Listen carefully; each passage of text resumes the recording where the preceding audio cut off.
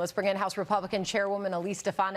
Great to see you here, and thanks for joining us today. You've been very outspoken about what's happening right here in New York City. It seems to be getting a whole lot worse, and there's just no resources to tackle this. What's the solution? I mean, we have to start talking about solutions. What do we do?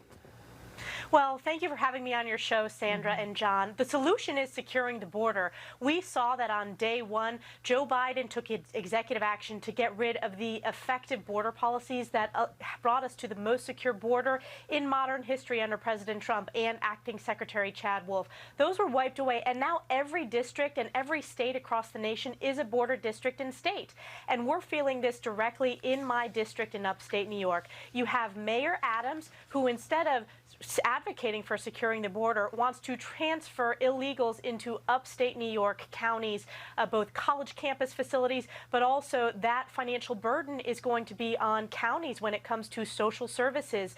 We are not sanctuary counties for Joe Biden's catastrophic border crisis, but it's impacting every district across America. I've proudly stood with my New York Republican colleagues pushing back on this, frankly, unlawful act by Mayor Eric Adams and Governor Kathy Hochul. And Mayor Eric Adams of New York City had the audacity to say he was going to sue upstate New York counties. He has no jurisdiction whatsoever. So what's the solution, Sandra? The solution is to secure the border. House Republicans passed the most secure border bill ever in the history of Congress, and the Senate, controlled by Democrats, refused to act. You got to wonder when they start talking about their own sanctuary city policies that have gotten us here, right? Look within, look where this started. And now they're saying it's everybody else's problem. So Eric Adams, we can put the map up on the screen. This is almost half the counties in the state, suing dozens of counties for refusing to take in these illegal immigrants that are coming to his city, the city he once claimed would be more than willing to help.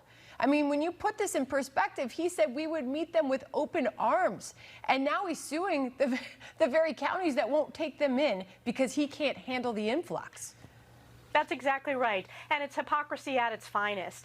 He says we welcome them to New York City, but then he wants to pass the buck to upstate counties. Many of the counties in my district have declared state of emergencies because, as I said, we don't have the resources, nor is there support from the hardworking families in the counties.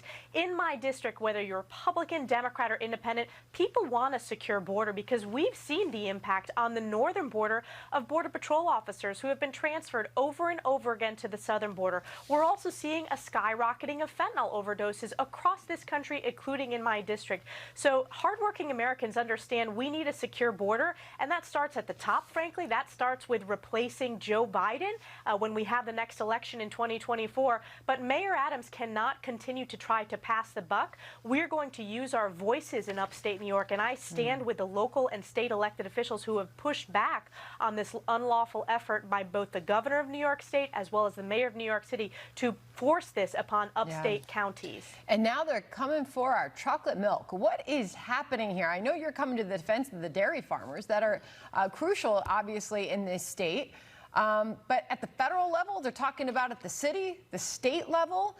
They want to ban chocolate milk to young kids in school. Why are they going after this? Well, this is a rallying cry of the far left, and I will tell you, Sandra, it's out of touch with families across this country, and it's not just about standing up for dairy farmers. It's standing up for kids' nutrition. You know, I'm a young mom. My son Sam loves whole milk, and I'll tell you, we need to make sure that our kids get nutritional dairy products, and oftentimes that comes in the form of flavored milk, that comes in the form of whole milk. Otherwise, they often don't get the dairy products that they need to meet their full nutritional value.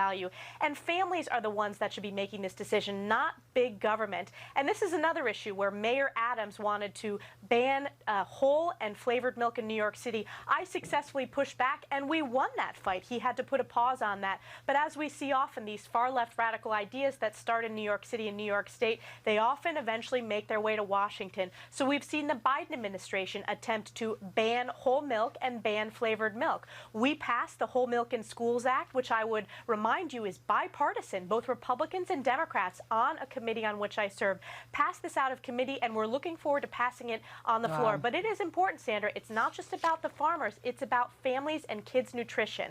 And by the way, just speaking from a runner's perspective, this has long been pushed, chocolate milk, as a great post-run drink. They've always talked about the combination of carbohydrates and protein, and it's a really good replenishment drink after running. It's long been known this to case. I don't know. I mean, the studies are out there. It's a big drink for marathoners as well. So I don't know why they're making it a bad thing. It's that simple.